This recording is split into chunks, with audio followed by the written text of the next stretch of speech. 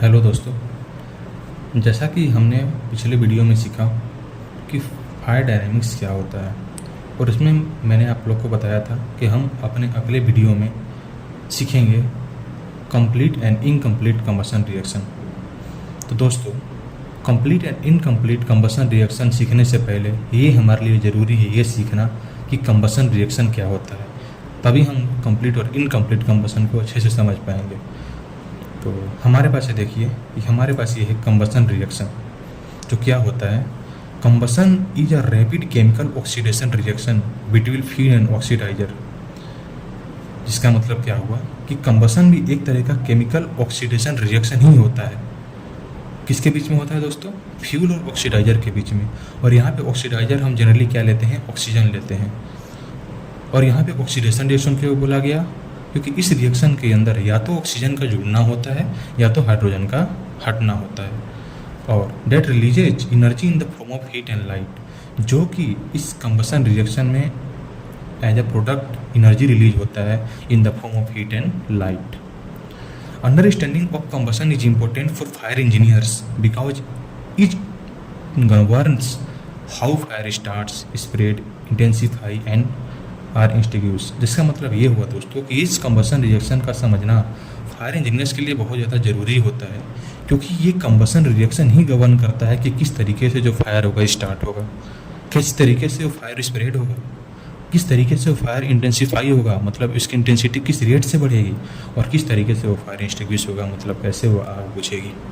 ये कंबशन ही है जो इसको गवर्न करता है, इसलिए इसको समझना एज अ फायर इंजीनियर बहुत ज़्यादा इंपॉर्टेंट होता है।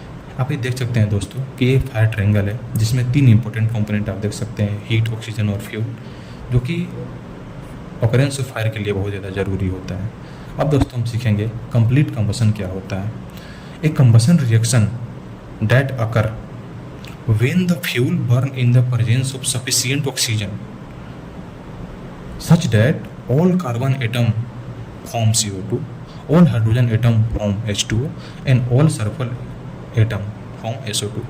जिसका मतलब ये हुआ दोस्तों कि कंप्लीट कंबशन भी एक तरह का कंबशन रिएक्शन ही होता है, जो अकर तब होता है जब फ्यूल बर्न होता है in the presence of sufficient oxygen, और उस रिएक्शन के अंदर जितने भी सारे हमारे पास कार्बन एटम होते हैं दोस्तों, वो कन्वर्ट हो जाते हैं CO2 में, सारे के सारे हाइड्रोजन हो जाते हैं H2O में कन्वर्ट हो जाते हैं, और सारे के सारे सल्फर एटम कन्वर्ट हो जाते हैं SO2 के अंदर।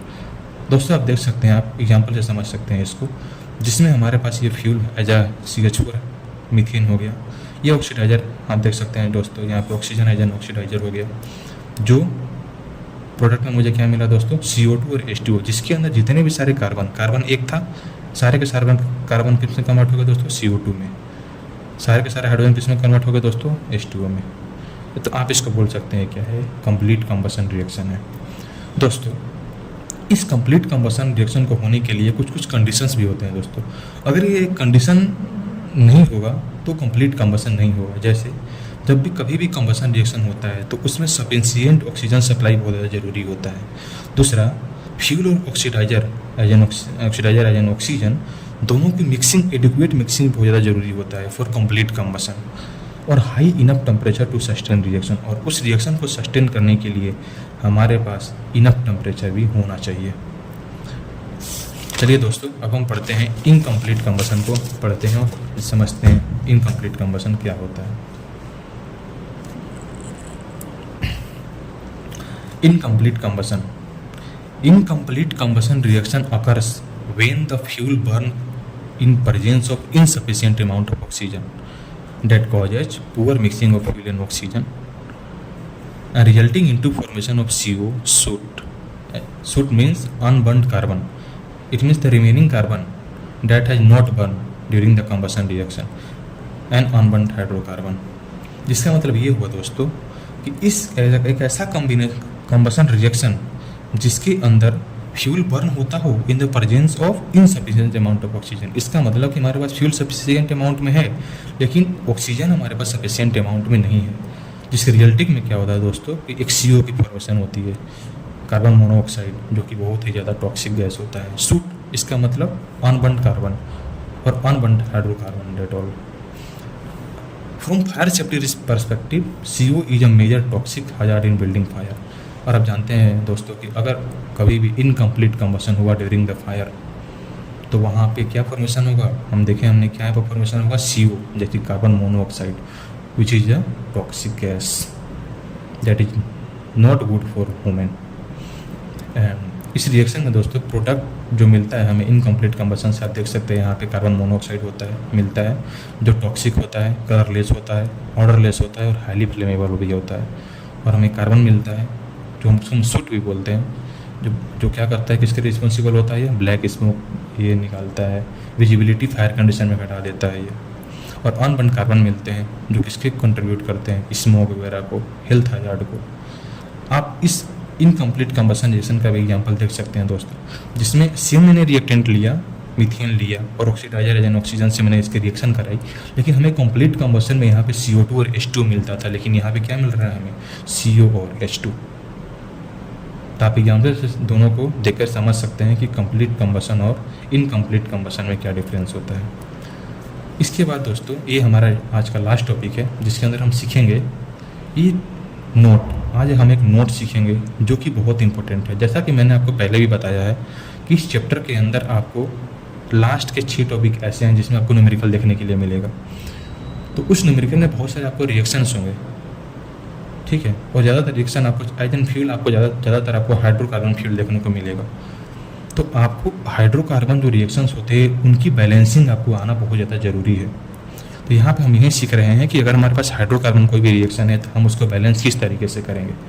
तो ये हमारे पास दोस्तों हम देखते हैं कि ये एक जनरल इक्वेशन है जिसके अंदर हमारे पास कार्बन है, हाइड्रोजन है, सल्फर है। इसका मतलब कि एक हमारे पास फ्यूल है जिसके अंदर कार्बन एटम है, हाइड्रोजन एटम है, सल्फर एटम है और वो ऑक्सीजन के साथ O2 के साथ रिएक्शन कर रहा है और CO2 बना रहा है, H2O बना रहा है और SO2 बना रहा है। तो दोस्तों मान लीजिए हमारे पास एक ऐसा हाइड्रोकार्बन है, एक ऐसा फ्यूल है जिसमें कार्बन एटम X है, हाइड्रोजन एटम Y है और सल्फर एटम Z है। तो जो O2 का स्टोइकोमेट्री होगा दोस्तों आप तुरंत लिख सकते हैं डायरेक्ट X + Y/4 + Z। और जो CO2 जो मुझे प्रोडक्ट में मिलेगा इसका स्टोइकोमेट्री X लिख सकते हैं आप, H2 का स्टोइकोमेट्री आप Y/2 लिख सकते हैं और SO2 का स्टोइकोमेट्री आप Z लिख सकते हैं। लेकिन जनरली दोस्तों हम ये देखे हैं कि हमारे पास जो भी हाइड्रोकार्बन हमारे पास जो फ्यूल होते हैं उसमें ज़्यादातर हमें कार्बन और हाइड्रोजन देखने के लिए मिलता है, सल्फर बहुत रेयर देखने को मिलता है हमें। तो अगर मैं सल्फर, अगर मान लीजिए हमारे पास एक ऐसा हाइड्रोकार्बन है जिसमें सल्फर एटम नहीं है तो आपको सिर्फ क्या करना है कि यहाँ से एक सल्फर को हटा देना है। तो आपको क्या दिख रहा है दोस्तों, CX और HY दिख रहा है। तो जो यहाँ पे Z टर्म है आप Z टर्म को हटा दीजिए तो आपका O2 का जो स्टोइकोमेट्री दिखेगा वो X + Y/4 हो जाएगा। और आप भी यहाँ से SO2 को भी हटा दीजिए जहाँ पे मुझे XCO2 + Y/2 H2 मिलेगा। यहाँ पे हम एक एग्जांपल से समझते हैं दोस्तों, जिसमें क्या है, CH4 है, हाइड्रोकार्बन है, ऑक्सीडाइजर ऑक्सीजन के साथ मैं रिएक्शन करा रहा हूँ, यहाँ से मुझे CO2 और H2 मिल रहा है। तो अगर दोस्तों आपको अगर इस रिएक्शन को बैलेंस करना है तो कुछ नहीं, सिर्फ आपको CH4 पे फोकस करना है, जिसमें देखना है कार्बन आइटम कितने हैं। तो कार्बन आइटम के कितने हैं, X, तो X कितने हैं 1 और H के नीचे क्या था Y, तो Y कितने हैं 4। तो आप डायरेक्ट लिख सकते हैं O2 से पहले आप लिख सकते हैं 1 + 4/4। उसी तरीके से CO2 से पहले आप क्या लिख सकते हैं X यानी 1 और H2O से पहले आप क्या लिख सकते हैं Y/2 यानी 4/4 यानी 4/2 यानी 2, सॉरी। तो आप डायरेक्ट आप रिएक्शन को बैलेंस कर सकते हैं। सिर्फ आपको X Y पे ध्यान देना है, अगर सल्फर है तो Z पे भी ध्यान देना है। उसके बाद डायरेक्ट आप स्टोइकोमेट्री इस तरीके से आप लिख करके रिएक्शन को बैलेंस कर सकते हैं और अपना न्यूमेरिकल आसानी से बना सकते हैं। तो थैंक यू, जय हिंद दोस्तों।